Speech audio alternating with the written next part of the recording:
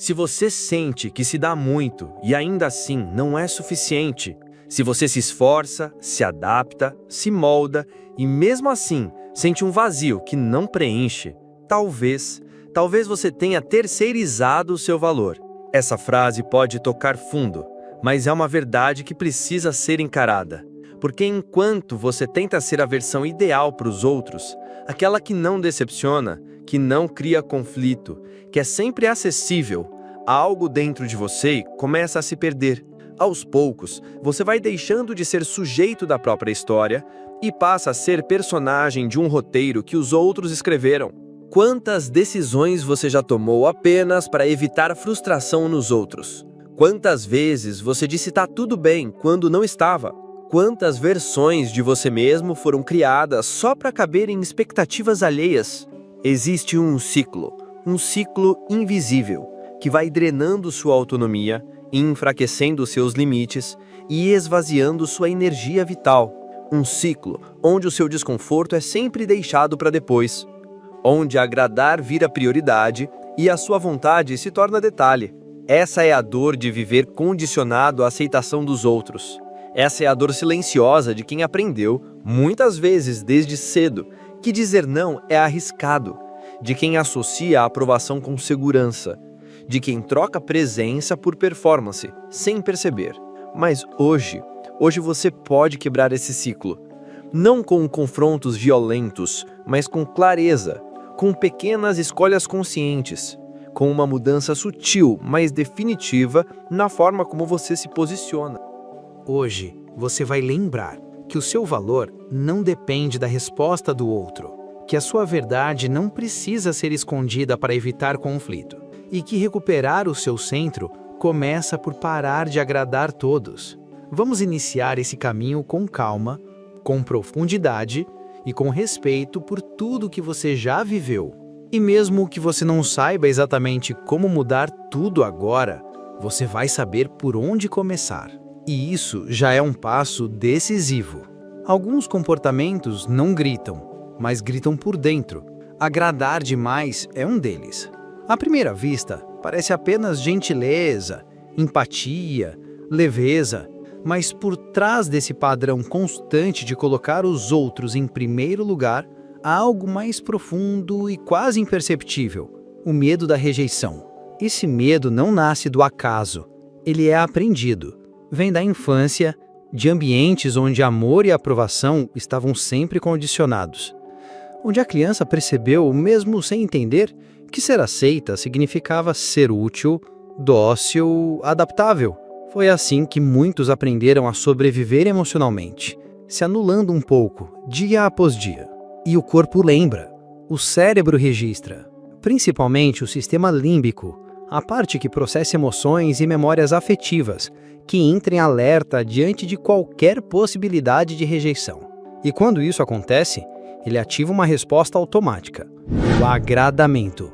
Esse padrão tem nome, é chamado de fuva ou fulvo, uma das respostas ao estresse ao lado do famoso lutar ou fugir. Só que aqui, a pessoa tenta sobreviver se fundindo com a vontade do outro, diz sim mesmo com raiva, evita conflito mesmo quando está sendo desrespeitada, age como se estivesse tudo bem, mesmo que internamente esteja se desmanchando. Essa resposta se torna um vício de proteção, mas com o tempo vira uma prisão emocional. Uma prisão onde a porta está sempre aberta, mas sair exige coragem. Porque o maior perigo do ciclo de autoanulação não é a rejeição externa, é a rejeição interna. É você começar a se convencer de que não tem direito de ocupar espaço, de que suas necessidades são pequenas demais, de que expressar desconforto é egoísmo. É sutil, é silencioso, mas é real. Você começa a se perder nos papéis que desempenha. Acorda todos os dias tentando manter a harmonia, mas vai dormir em ruínas. E o mais doloroso, ninguém percebe, porque você virou especialista em disfarçar. E é aqui que começa o resgate, na consciência desse ciclo, na coragem de enxergar que agradar o tempo todo não é um dom, é um padrão que precisa ser questionado. Você já reparou como se sente bem quando alguém elogia você? Ou quando recebe uma mensagem de obrigado, uma curtida, um olhar de aprovação? Essa sensação boa não é apenas emocional, ela é química, é dopamina. A dopamina é o neurotransmissor da recompensa. Ela cria aquele prazer imediato, aquela sensação de acerto, de que estamos fazendo a coisa certa. E por isso mesmo, ela se torna um guia invisível do nosso comportamento, especialmente quando fomos condicionados a buscar aprovação como sinal de valor. O problema é que o cérebro não diferencia uma validação saudável de uma validação que custa a sua paz. Ele apenas responde à química. E toda vez que você diz sim para agradar, mesmo contra a sua vontade, toda vez que evita um confronto para não ser rejeitado, toda vez que cede só para manter a boa imagem, você está reforçando este ciclo bioquímico. É como uma moeda invisível de aceitação. Você paga com sua energia e recebe em troca uma pequena dose de recompensa. Mas essa troca é injusta, porque a dopamina vicia. Ela treina o cérebro a repetir o comportamento mesmo quando esse comportamento te machuca. E é por isso que, com o tempo, você passa a viver em função do outro sem nem perceber. Ser aceito virá uma necessidade. Ser agradável, uma obrigação. E qualquer sinal de desaprovação, um olhar torto, um silêncio estranho, uma mensagem não respondida, já ativa um estado de alerta emocional, como se algo estivesse errado com você. É nesse ponto que muitos se confundem. Acham que estão sendo bons, generosos, compreensivos, mas, na verdade, estão apenas reagindo a um sistema interno treinado para evitar qualquer rejeição, a qualquer custo. A neuroassociação entre evitar conflito e se sentir seguro se torna tão forte que a simples ideia de dizer não ou impor um limite parece perigosa, parece egoísta, parece errada, mas não é. É só o seu cérebro tentando proteger você do que um dia foi interpretado como dor, o não pertencimento. Só que você cresceu, e agora é possível reprogramar essas associações. É possível questionar o que realmente te traz segurança. É possível entender que ser aceito por todos não é necessário, e que ser respeitado por você mesmo é inegociável. Empatia é bonita, é humana, é necessária. Mas quando vira obrigação constante, ela se transforma em armadilha. Uma armadilha sutil, silenciosa, perigosa. Muita gente aprendeu a sobreviver sendo o ombro amigo, o colo disponível, o ouvido atento, mesmo quando estava em pedaços. Aprendeu a se colocar no lugar dos outros, mesmo sem saber onde estava o seu próprio lugar. E essa disponibilidade emocional, quando se torna excessiva, começa a corroer o próprio senso de identidade. Ser compreensivo o tempo todo cansa, porque por trás dessa empatia sem limites, quase sempre existe medo. Medo de parecer frio, medo de não ser amado, medo de ser mal interpretado.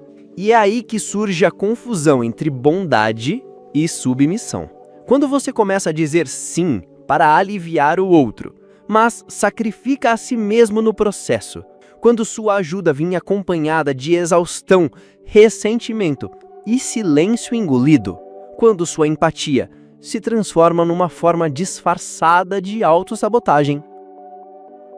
A neuroassociação entre evitar conflito e se sentir seguro se torna tão forte que a simples ideia de dizer não ou impor um limite parece perigosa, parece egoísta, parece errada, mas não é. É só o seu cérebro tentando proteger você do que um dia foi interpretado como dor, o não pertencimento. Só que você cresceu, e agora é possível reprogramar essas associações. É possível questionar o que realmente te traz segurança. É possível entender que ser aceito por todos não é necessário, e que ser respeitado por você mesmo é inegociável. Empatia é bonita, é humana, é necessária. Mas quando vira obrigação constante, ela se transforma em armadilha. Uma armadilha sutil, silenciosa, perigosa.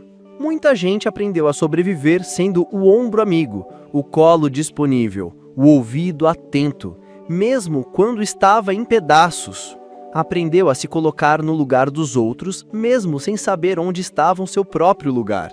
E essa disponibilidade emocional, quando se torna excessiva, começa a corroer o próprio senso de identidade. Ser compreensivo o tempo todo cansa, porque por trás dessa empatia sem limites, quase sempre existe medo. Medo de parecer frio, medo de não ser amado, medo de ser mal interpretado. E é aí que surge a confusão entre bondade e submissão. Quando você começa a dizer sim para aliviar o outro, mas sacrifica a si mesmo no processo. Quando sua ajuda vinha acompanhada de exaustão, ressentimento e silêncio engolido. Quando sua empatia se transforma numa forma disfarçada de autossabotagem. É cruel, porque você acredita que está fazendo o bem, mas na verdade está apenas evitando um confronto interno. Está fugindo do incômodo de dizer eu não aguento mais. Isso me machuca. Eu também preciso de cuidado. A culpa entra em cena. E ela é uma atriz inconvincente. Ela diz que você está errado por pensar em si. Que ser uma boa pessoa exige se anular de vez em quando. Que colocar limites é uma forma de rejeição. Mas a verdade é outra. Empatia saudável não é sobre se entregar por completo. É sobre reconhecer os próprios limites. É sobre saber que se doar para o outro sem se escutar primeiro é um caminho certo para o esgotamento emocional. Você não precisa carregar o mundo nas costas para ser uma boa pessoa. Você não precisa se perder nos problemas alheios para ser digno de amor. E, principalmente, você não precisa sentir culpa por proteger o que há de mais precioso: sua energia, sua clareza, sua paz. Existe uma diferença profunda entre ser bom e ser anulável. E reconhecer isso é o início de uma nova forma de existir. Existe uma maneira silenciosa, mas poderosa de proteger sua energia sem cortar vínculos. Uma forma de criar espaço sem precisar brigar por ele. Uma forma de manter conexão sem abrir mão de si. É aqui que entra o que chamamos de contrato de reciprocidade. Não é um contrato formal, nem precisa ser dito em voz alta, mas é uma decisão interna, firme e sutil. Só me entrego até onde também sou respeitado. Só dou até onde há retorno. Só permaneço onde posso ser inteiro. Para isso, é preciso entender os pequenos detalhes, porque reciprocidade não está apenas nas grandes ações, ela mora nos microgestos, no tom de voz, na disposição em ouvir, no respeito pelo seu tempo, nos limites que o outro reconhece ou ignora. Você pode começar criando limites invisíveis, que não precisam ser explicados, mas são sentidos. E isso começa pela sua linguagem, não apenas o que você diz, mas como você diz. Começa pela sua postura corporal, pela forma como você reage ao desrespeito, pelo modo como você se coloca quando algo o incomodar. É o que chamamos de não energético. É aquele não que está na sua ausência quando antes havia presença. É o silêncio que antes era concessão. É a pausa antes de responder. É olhar direto, que não precisa justificar. E quando isso se torna hábito, o outro percebe, porque a energia muda. Você não precisa brigar para ser respeitado, só precisa parar de se oferecer em excesso. Um exercício valioso é observar os relacionamentos que drenam você. Pergunte a si mesmo: existe equilíbrio aqui? Eu sou ouvido da mesma forma que ouço? Me pedem demais e oferecem de menos? A partir disso, escreva simbolicamente um contrato interno. Eu me comprometo a não ignorar os sinais do meu corpo, a não justificar o que me machuca, a não ceder para evitar desconforto alheio quando isso custa a minha paz. Esse contrato não é um muro, é um filtro. Ele não isola, ele protege. E aos poucos vai limpando o campo, até que sobre ao seu redor apenas o que é leve, justo e recíproco. Há uma metáfora que descreve com perfeição o estado de quem vive para agradar. É como estar dentro de uma gaiola de vidro. E quando isso acontece, a gaiola se desfaz. Não de uma vez, mas pedaço por pedaço. E no lugar dela, nasce algo novo. Liberdade com dignidade. Talvez ninguém tenha te dito isso antes, mas cada sim que você deu com raiva silenciosa foi uma microtraição interna. Um pequeno rompimento entre quem você é e quem você achou que precisava ser. Não é fácil reconhecer isso, porque durante muito tempo você apenas fez o melhor que podia com os recursos que tinha. Agradar parecia o caminho mais seguro. Ceder parecia mais fácil do que perder. Manter a harmonia parecia mais importante do que manter a sua verdade. Mas agora, algo em você começa a despertar, começa a questionar, começa a lembrar que viver em função do outro tem um custo e que talvez você já esteja pagando caro demais. É hora de romper o ciclo, não para virar alguém duro, fechado, distante, mas para reencontrar sua autonomia, sua clareza, seu centro. Você não deve mais nada à versão de você que vivia para não incomodar. Você não precisa mais mendigar pertencimento. A sua presença é suficiente. A sua clareza é legítima. A sua vontade é digna de espaço. Sua autenticidade é magnética. Mas ela só pode florescer quando você para de implorar para ser aceito. Então hoje, faça um exercício simbólico. Escreva com calma e honestidade 3 situações onde você disse sim, querendo dizer não. Leia em voz alta.